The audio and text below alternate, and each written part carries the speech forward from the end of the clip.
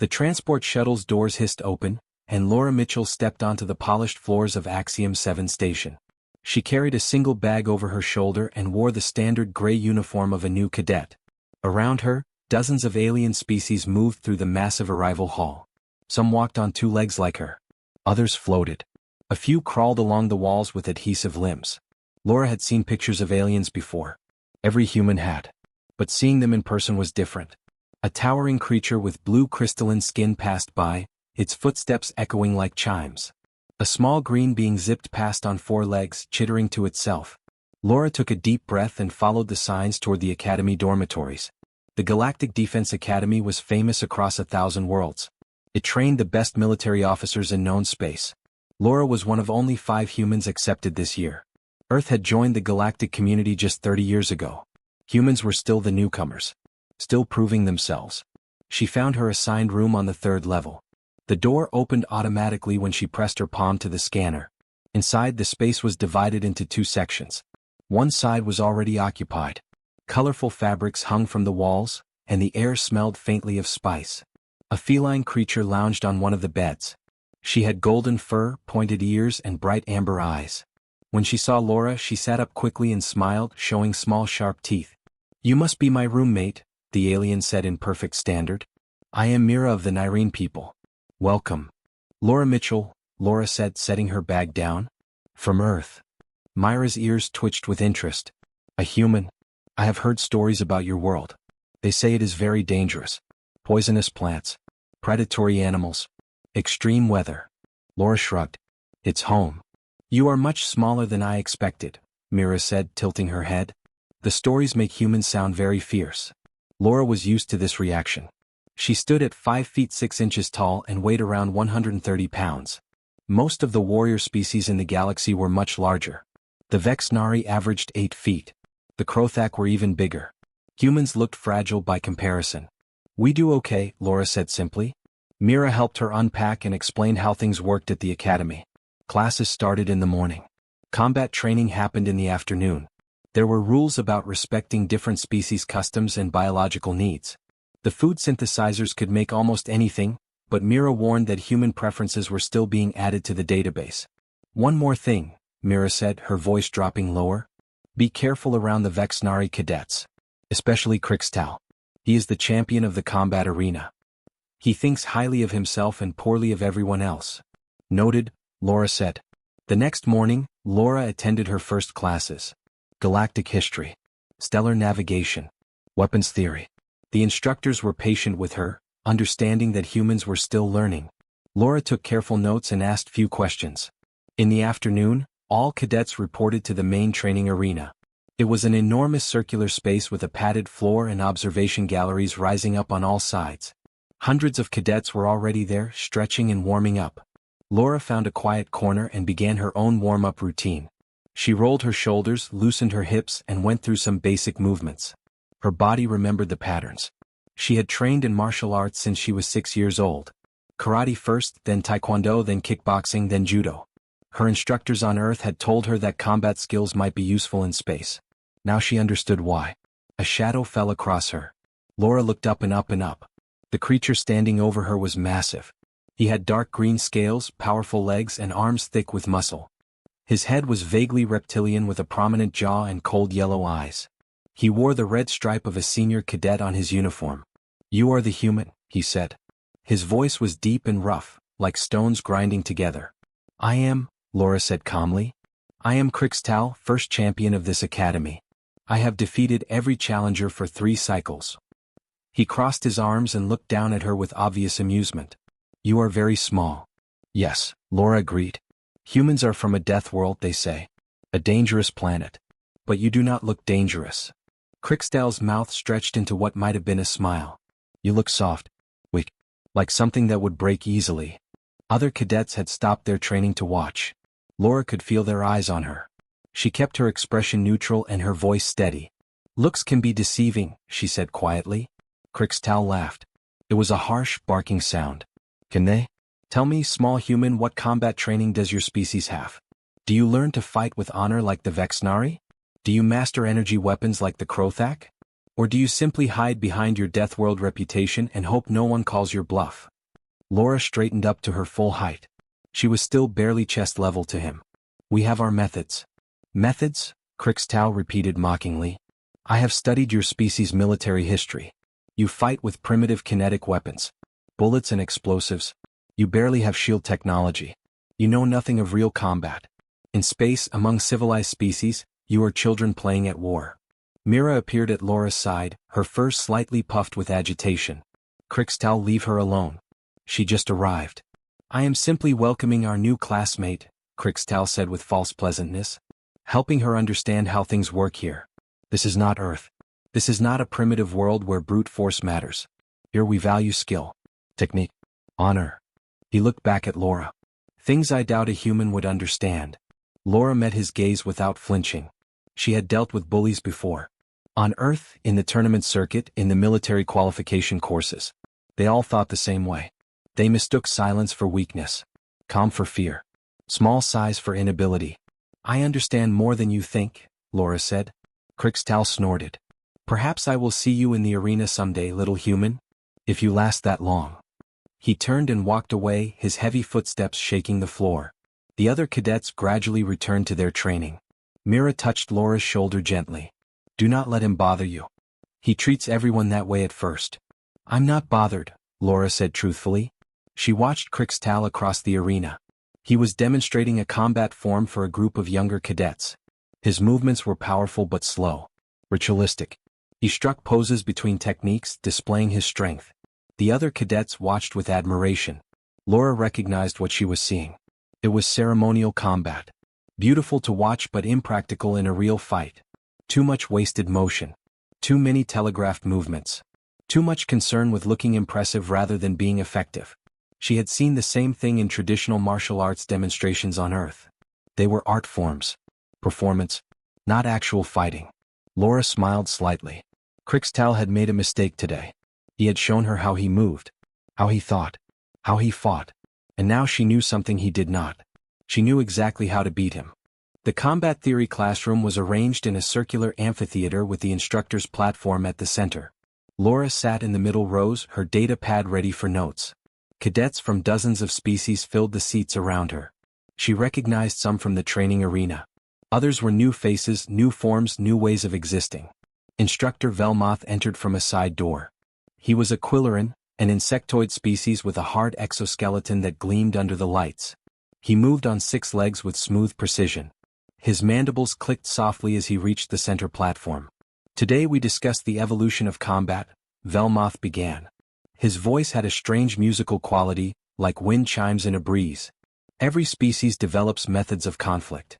These methods change as technology advances. What works with claws and teeth becomes obsolete with energy weapons. What matters in atmosphere becomes irrelevant in vacuum. Laura listened carefully. The instructor brought up holographic displays showing different species in their historical combat forms. The Vexnari with their ceremonial wrestling. The Krothak with their blade dances. The Nyrene with their lightning-fast pouncing techniques. Most modern species abandoned close quarters combat thousands of years ago, Velmoth continued. Ranged weapons, energy shields, and powered armor made physical fighting unnecessary. Today we study these ancient arts only for historical context and physical fitness. Laura raised her hand. Velmoth's compound eyes focused on her. Yes, Cadet Mitchell? What about situations where technology fails? Laura asked. Equipment malfunctions. Energy shields drain. Weapons jam. What happens then? Several cadets turned to look at her. Velmoth's mandibles clicked thoughtfully. An interesting question, he said. In modern warfare, such complete equipment failure is extremely rare. Ships have redundant systems. Soldiers carry backup weapons. The scenario you describe would require catastrophic circumstances. But it's possible, Laura pressed gently. Theoretically, yes. So what would soldiers do if they found themselves in close quarters with no functioning equipment? Would they know how to fight? A rippling sound moved through the classroom. It took Laura a moment to realize it was laughter. Different species expressed amusement in different ways. Some chirped. Some buzzed. Some made sounds she had no words for. They would attempt basic physical techniques, Velmoth said. Grappling. Striking. But as I said, such situations are vanishingly rare in modern combat. On Earth, we still train in hand-to-hand combat, Laura said. Every soldier learns. Every officer learns. We call it martial arts. More laughter. This time Laura recognized Krix'tal's harsh bark among the sounds. He sat 3 rows above her with a group of other Vexnari cadets. Martial arts, Krix'tal said loudly, drawing out the unfamiliar words mockingly. The primitive human speaks of primitive techniques. How appropriate. Velmoth raised one forelimb for silence. Cadet Krix'tal, you will respect classroom protocol. Of course, instructor, Krix'tal said, though his tone held no actual respect. I simply find it amusing that humans cling to ancient methods. Your species only developed space travel 30 years ago. You are still learning how modern warfare works. Laura turned in her seat to look up at him. We've been fighting wars for thousands of years. Long before we reached space. Our martial arts have that much history behind them. History of what? Krix'tal stood up, his large frame dominating the space around him. Hitting each other with sticks? Wrestling in mud? Civilized species moved beyond such barbarism millennia ago. Civilized species forgot something important, Laura said calmly. They forgot that combat is about physics. About anatomy. About using your body as a weapon. Technology can enhance that, but it can't replace the fundamentals. Fundamentals, Krix'tal repeated with disdain. He walked down the steps toward her, his movements slow and deliberate. Other cadets moved aside to let him pass. Tell me, little human, what fundamentals do you know? Have you ever actually fought anyone? Or do you simply practice your primitive dances and pretend they mean something? Laura remained seated, her posture relaxed. I've competed in tournaments. I've trained with instructors who spent their entire lives studying combat. I know what works. Tournaments? Krix'tal said, now standing just a few feet from her. With rules, I assume. With safety measures. With restrictions to keep fragile humans from getting hurt. He crossed his arms. That is not real combat. That is playing. Velmoth clicked his mandibles sharply. Cadets, this is not the place for personal disputes. But Krix'tal ignored the instructor. I challenge you, human. A demonstration match in the main arena. You can show all of us these fundamental techniques you speak of. These ancient human martial arts. We will see how they compare to modern combat training. The classroom went completely silent. Laura felt every eye turned toward her. Mira, sitting beside her, gripped her arm gently. Do not accept, Mira whispered urgently. He has never lost a match. He is too strong. He will hurt you. Laura looked at Krix'tal. The large reptilian stood over her with absolute confidence. He expected her to decline. Expected her to make excuses. Expected her to back down. When? Laura asked simply. Krix'tal's eyes widened slightly. He had not expected acceptance. Tomorrow. After classes. The arena will be open for training sessions. We can make it a public demonstration. Educational even. The human cadet can teach us all about Earth's fighting methods. Fine, Laura said. Laura, no, Mira hissed. Velmoth clicked his mandibles in what might have been concern. Cadet Mitchell, you are not required to accept this challenge. Cadet Krix'tal is out of line. It's okay, instructor, Laura said. I accept. Krix'tal's mouth stretched into a predatory smile. Excellent. I will try not to damage you too badly. I understand humans are quite breakable. He turned and walked back to his seat, his confidence radiating from every movement. The rest of the class passed in a blur. Velmoth continued his lecture, but Laura barely heard it. Her mind was already working through possibilities, analyzing what she had seen of Krix'tal's movements, remembering his stance, his balance, his rhythm. When class ended, Mira followed Laura out into the corridor. Why did you accept? You saw him in the training arena yesterday. He is massive. He is trained. He has natural armor. You cannot win this fight. Maybe, Laura said. Then why accept? Laura stopped walking and turned to face her friend. Because he thinks I'm weak. He thinks humans are weak. He thinks our way of fighting is primitive and useless. I need to show him he's wrong. But what if you lose? What if you get hurt? Then I get hurt, Laura said simply. But I won't lose. Myra's ears flattened against her head with worry. You sound very confident for someone who is half his size. Size isn't everything, Laura said. My instructors taught me that. The bigger they are, the harder they fall. You just need to know where to push. By evening, word had spread through the entire academy. The human cadet had accepted Krix'tal's challenge. Some cadets thought she was brave. Others thought she was foolish. Most thought she would be carried out of the arena on a medical stretcher. Laura spent the evening alone in the training room, going through her forms. She moved slowly, precisely, checking every angle and position. Her body knew these movements. Thousands of hours of practice had burned them into her muscle memory. She just needed to adapt them. Adjust them for an opponent twice her size with natural armor and incredible strength. She thought about what her old instructor had told her years ago. Fight smart, not hard. Use their strength against them. Find the weakness in their defense. Every opponent has one. You just have to look. Laura smiled. She had been looking. And she had found it. The main training arena was packed. Word had spread through every level of the academy, and cadets from all years had come to watch. The circular observation galleries were filled with dozens of species, creating a rainbow of colors and sounds. Some sat in seats. Others perched on railings. A few floated in designated hover zones. Laura stood in the preparation room, wearing simple training clothes. Gray pants. A fitted black shirt. No armor. No padding. She had removed her boots and stood barefoot on the cool floor. Her feet needed to feel the ground. Needed to grip. Needed to move without restriction. Mira paced nervously beside her. You can still withdraw. No one would think less of you. Krix'tal is not just strong. He is the academy champion. 3 years undefeated. I know, Laura said calmly. She rolled her shoulders and neck, loosening her muscles. Her heartbeat was steady. Her breathing was controlled. She had been in competitions before. This was just another match. Bigger stakes, different opponent, but the same principles. He will not hold back, Mira continued, her tail twitching with agitation. He wants to prove a point. He wants to humiliate you. I know that too, Laura said. Then why are you smiling? Laura had not realized she was smiling. She touched her face and felt it.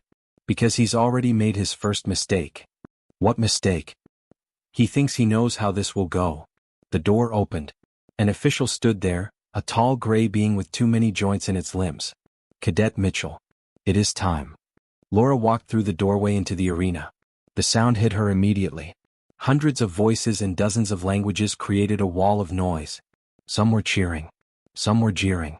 Most were simply curious. The human cadet who dared to challenge Krix'tal. She walked to the center of the arena floor. The padding under her bare feet was soft but firm. Good traction. She tested her weight, shifted her stance, felt how the surface responded. Above her, the observation galleries rose in concentric circles. Thousands of eyes watched her.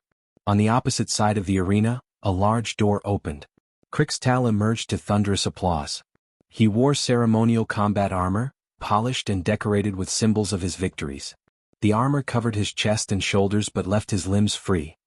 He raised his arms to the crowd and they roared their approval. He walked slowly toward the center, performing traditional Vexnari gestures at each cardinal direction. His movements were precise and ritualistic. He was putting on a show. Laura watched carefully. Every movement told her something. How he distributed his weight. How he turned his hips. How he shifted his center of gravity. Instructor Velmoth stood at the edge of the arena floor, serving as the official observer. His mandibles clicked loudly to get everyone's attention. The noise gradually died down.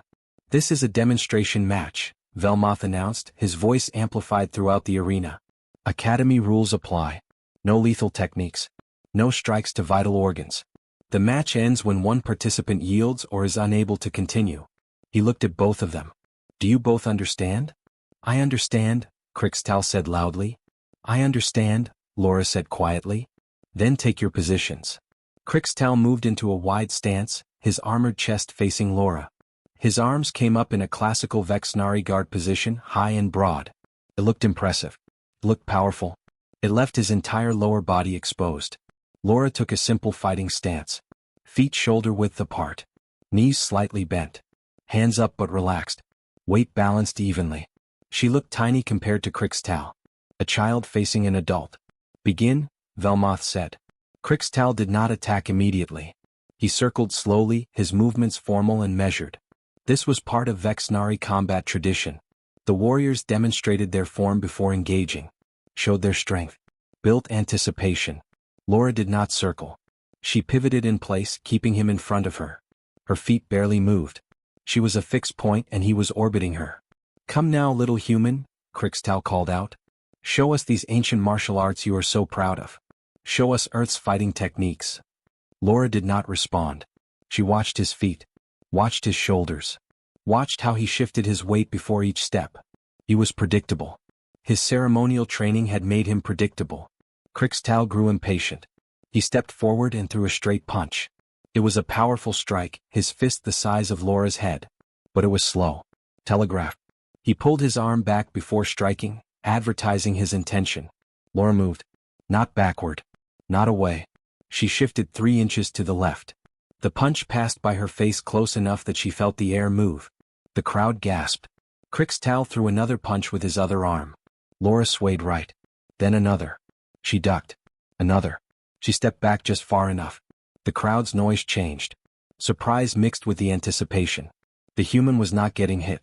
The human was moving like water, flowing around Krix'tal's strikes. Stand still, Krix'tal growled. He threw a combination now, left, right, left, faster than before. But Laura was already moving. She read his shoulders, saw each punch before it came, adjusted her position with minimal effort. This was what her instructors had drilled into her. Economy of motion. Never move more than necessary. Never waste energy. Let the opponent tire themselves while you stay fresh. Krix'tal's breathing grew heavier. He was putting force into every strike, and every strike hit nothing. Frustration showed on his face. He abandoned the ceremonial forms and started throwing wild, powerful haymakers. Laura's movements became faster. She ducked under a wide hook, sidestepped a straight punch, leaned back from an uppercut. Her body remembered the patterns. Duck, weave, sidestep, pivot. The basics drilled into her thousands of times until they became instinct. The arena fell into a strange rhythm. Krix'tal attacked with power and fury. Laura moved with precision and calm. He was the storm. She was the wind. He could not catch her. Fight me.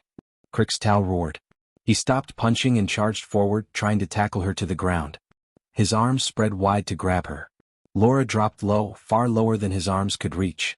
She rolled to the side as he passed over her. His momentum carried him forward into empty space. He stumbled but caught himself. The crowd was on their feet now. Every cadet in the arena was shouting. Some cheered for Krix'tal. Others were beginning to cheer for Laura. They had expected a quick, brutal finish. Instead, they were watching something they had never seen before. Krix'tal turned to face her again. His chest was heaving. Sweat glistened on his scales. He had been attacking for several minutes without landing a single hit. Laura stood calmly, her breathing barely elevated. Waiting. You cannot run forever, human, Krix'tal said. I'm not running, Laura replied. I'm studying. She had been studying. Watching how he moved when tired. How his balance shifted when frustrated. How he dropped his guard when angry. She had learned his patterns. All of them. Now she knew his weakness. The spot where his ceremonial training left a gap. The place where his natural armor did not protect him. The angle where his size became a disadvantage instead of an advantage. Krix'tal charged again, roaring. This time he used a Vexnari power technique, a devastating overhead strike meant to crush opponents into the ground. He raised both fists above his head and brought them down with all his strength. Laura did not move away. She stepped forward into the attack. Into the one place Krix'tal did not expect her to be. His fists came down toward her. But she was already inside his range, too close for the strike to land properly. His arms passed by her shoulders on both sides. And Laura finally made her move. Time seemed to slow down. Laura was inside Krix'tal's guard, close enough to feel the heat radiating from his scaled body. His massive arms were coming down on both sides of her, committed to the strike. He could not stop the momentum. Could not change direction. His entire weight was falling forward. Laura moved with practiced precision. She grabbed his right arm just above the wrist and pulled down hard, adding to his momentum. At the same time, she twisted her body and stepped to the side. The basic principle of Aikido. Use the opponent's force against them. Redirect rather than resist. Krix'tal stumbled forward, thrown off balance by her unexpected pull. His upper body dipped lower. For just a moment, his armored back was exposed and bent. For just a moment, the vulnerable joint at the base of his spine was accessible. Laura had seen this weakness days ago in the training arena. All Vexnari had it. Their ceremonial combat never targeted it because their honor code forbade strikes to the spine. Their armor did not cover it because tradition said a warrior's back should never be toward an enemy. But anatomy did not care about honor or tradition. Laura pivoted on her left foot and brought her right leg up in a perfect roundhouse kick. Every muscle in her body contributed to the strike. Her hips rotated. Her core engaged. Her leg extended with the full force of her spinning body behind it. Years of training compressed into a single moment. Her heel struck the joint where Krix'tal's spine met his pelvis. The exact point where the vertebrae were most vulnerable. Where the thick scales were thinnest. Where the bone structure had a natural weak spot. The sound echoed through the arena. A sharp, terrible crack that cut through all the noise. Every voice went silent. Every eye fixed on the two fighters. Krix'tal's roar of fury changed to a scream of pain. His legs buckled. He collapsed forward onto the padded floor with a heavy thud. His arms tried to push himself up, but his lower body did not respond. His legs lay still and useless. Laura landed lightly from her kick and immediately stepped back. She returned to her ready stance, though she knew the fight was over. Her breathing was still controlled. Her heartbeat was still steady. The arena remained silent for 3 full seconds. Then chaos erupted. Medical teams rushed onto the floor. Velmotha's mandibles clicked rapidly as he hurried toward the fallen champion. Cadets in the observation galleries shouted in dozens of languages. Some were cheering. Some were protesting. Many were simply stunned into confused noise. Laura stayed where she was, watching as medical personnel surrounded Krix'tal. They ran scanners over his body. They spoke urgently to each other in technical terms. One of them looked up at Velmoth and made a gesture Laura did not understand. Krix'tal was conscious. He pushed at the medical personnel weakly, trying to stand. But his legs would not move. He looked down at them with confusion, then with growing horror. He tried again to rise. Failed again. "What did you do?" he gasped, his voice hoarse with pain and shock. He looked up at Laura with wide yellow eyes. "What did you do to me?" Laura said nothing. There was nothing to say. She had done exactly what she needed to do. What any martial artist would do when facing a larger, stronger opponent. She had found the weakness and exploited it.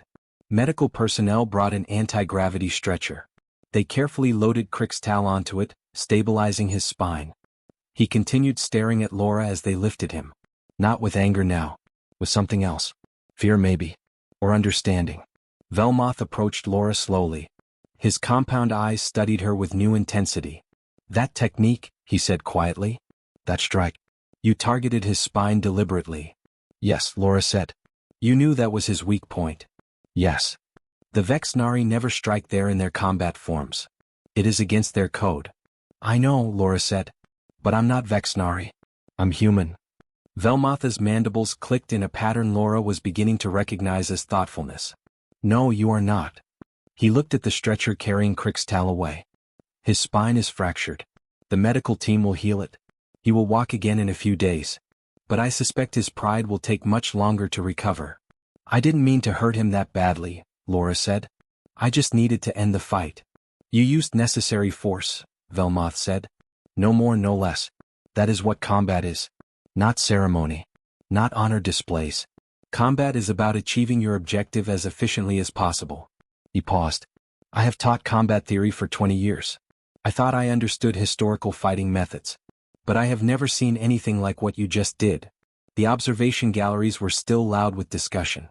Some cadets were arguing. Others were replaying the final moments on their data pads, analyzing the strike frame by frame. Laura could feel their eyes on her. Some looked at her with respect now. Others with suspicion. Many with simple curiosity. Mira pushed through the medical personnel and grabbed Laura's arm. "Are you hurt?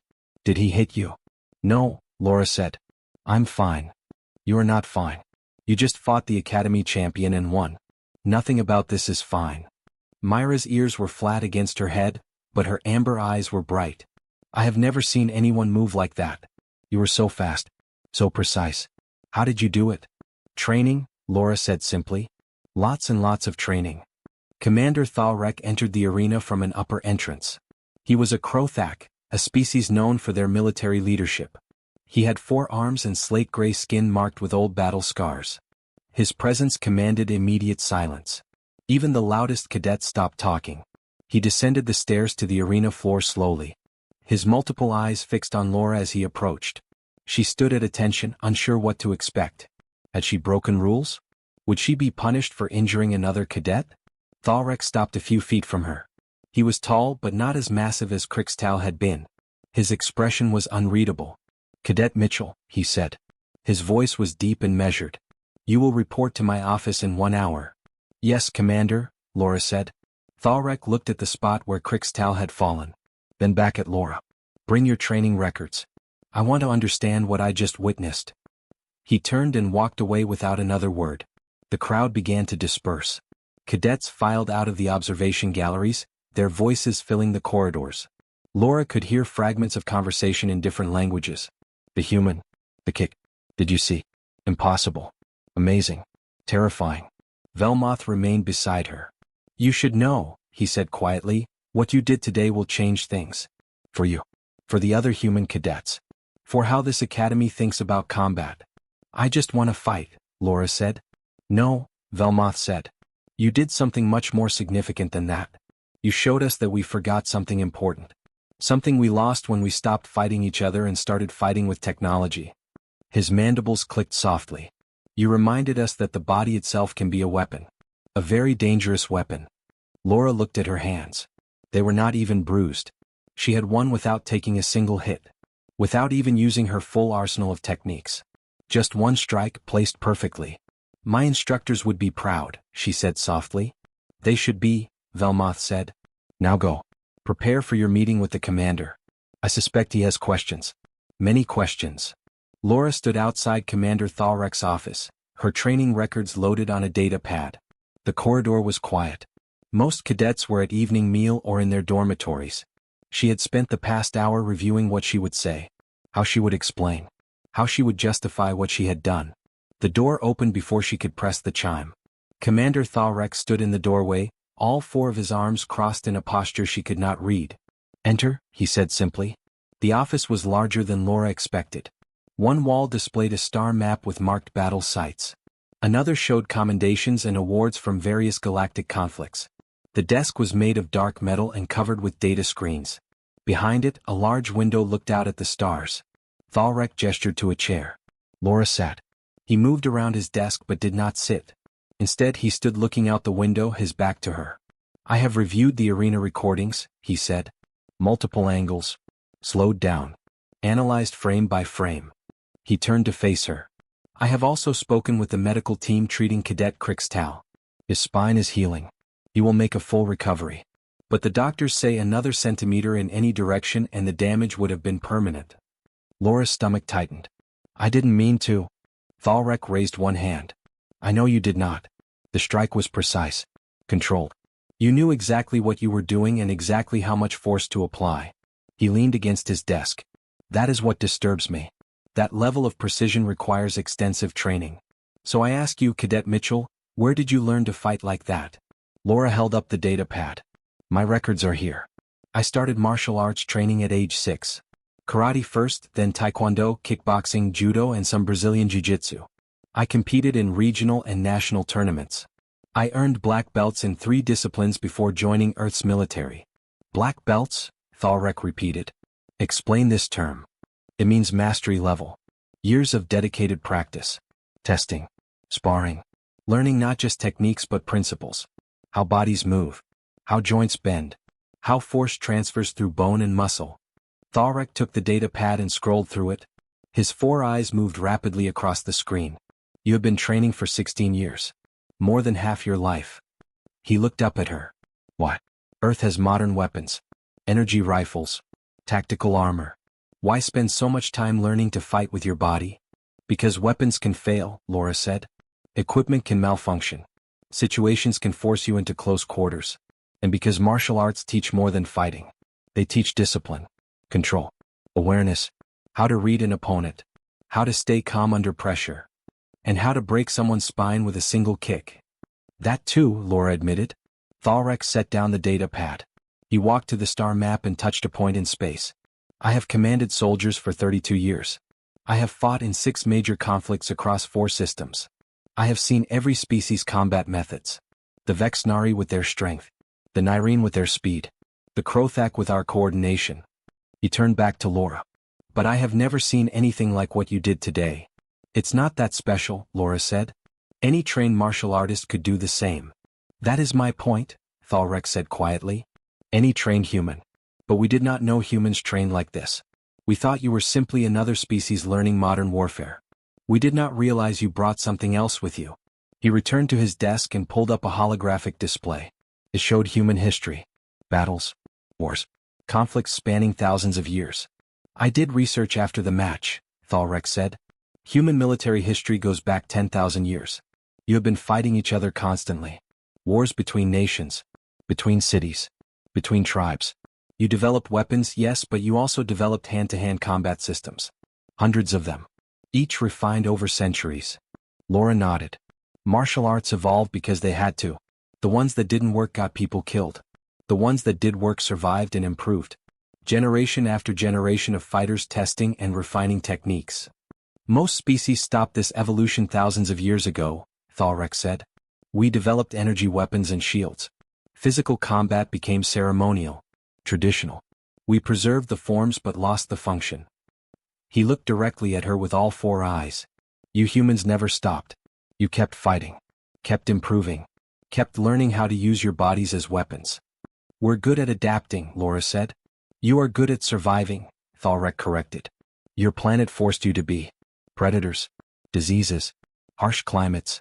You evolved to handle threats through physical capability. And when you started fighting each other, you applied that same survival instinct to combat. He closed the holographic display and sat down behind his desk. For a long moment he simply studied Laura in silence. The Galactic Defense Academy trains officers to command fleets, he finally said. To plan strategies. To understand technology and tactics. But we do not train them to fight with their bodies. We assume that is obsolete. It's not, Laura said. No. Today you proved it is not. Thalrek leaned forward. I want you to teach a course. Laura blinked. Sir? Hand-to-hand combat. Close quarters fighting. Whatever you call it. I want you to teach willing cadets the basics of human martial arts. He held up a hand before she could respond. I am not asking you to turn them into masters. That would take years. But I want them to understand the principles. To know that when all technology fails, the body itself can still be a weapon. I'm just a first-year cadet, Laura said. There are instructors far more qualified. There are no instructors who know what you know, Thalrek interrupted. None of our species maintain this knowledge. We forgot it. Or we never had it in the first place. He stood again and walked around the desk to face her. What happened today was a lesson for everyone. Krix'tal learned that strength alone is not enough. The other cadets learned that size and armor do not guarantee victory. And I learned that humanity brought something valuable to the galactic community. Something we need. Laura thought about it. Teaching had never been part of her plan. She had come to the academy to learn, not to instruct. But she understood what Thalrek was saying. There was a gap in galactic military training. A blind spot that could cost lives in the wrong situation. I'll do it, she said. But I'll need time to prepare. I'll need to adapt techniques for different body types and species. Some moves won't work for beings with different anatomy. You will have whatever resources you need, Thalrek said. Start with volunteers. Keep classes small. Teach them the fundamentals. He paused. And teach them what you taught Krix'tal today. That honor and tradition mean nothing if you are lying on the ground unable to move. Laura stood. When do you want me to start? Next week. That gives you time to recover and plan. Thalrek moved to the door and opened it. One more thing, Cadet Mitchell. What you did today made enemies. Some species value their combat traditions deeply. They will see your methods as dishonorable, brutal, uncivilized. I know, Laura said. Good. Because they will challenge you, test you, try to prove their way is superior. Thalrek's expression might have been a smile. It was hard to tell with Krothak features. I look forward to watching you prove them wrong. Laura left the office and walked through the quiet corridors. Word had already spread. The human cadet was going to teach combat classes. She could see it in how other cadets looked at her. Some with respect. Some with curiosity. A few with hostility. Mira was waiting outside Laura's dormitory room. She jumped up when she saw her. Well, what did the commander say? Are you in trouble? No, Laura said, opening the door. I'm teaching a class. Teaching? Mira followed her inside. Teaching what? Hand-to-hand combat. Human martial arts. He wants me to show other cadets what I know. Myra's ears perked up. Can I join? I want to learn how you move like that. How you stayed so calm. How you knew exactly where to strike. Laura smiled. Of course. You'll probably be my first student. She looked out the window at the stars beyond the station. Earth was out there somewhere. Her instructors were out there. The dojos where she had trained. The tournaments where she had competed. All of it had led to this moment. Humans had been fighting for 10,000 years. They had refined combat into an art form, into a science, into a survival tool that worked regardless of technology or equipment. And now Laura would share that knowledge with the galaxy. She thought about Krix'tal lying on the arena floor, confused and defeated. About the shocked silence that followed. About how no one expected the small human to win. That was humanity's advantage. No one ever expected them. No one knew what they were capable of until it was too late. Laura began making notes for her first class. She would start with basics. Stance, balance, movement, the foundation that everything else built upon. Then she would teach them what her instructors had taught her. That size did not matter. That strength could be redirected. That every opponent had a weakness. You just had to know where to look. And humans were very, very good at looking.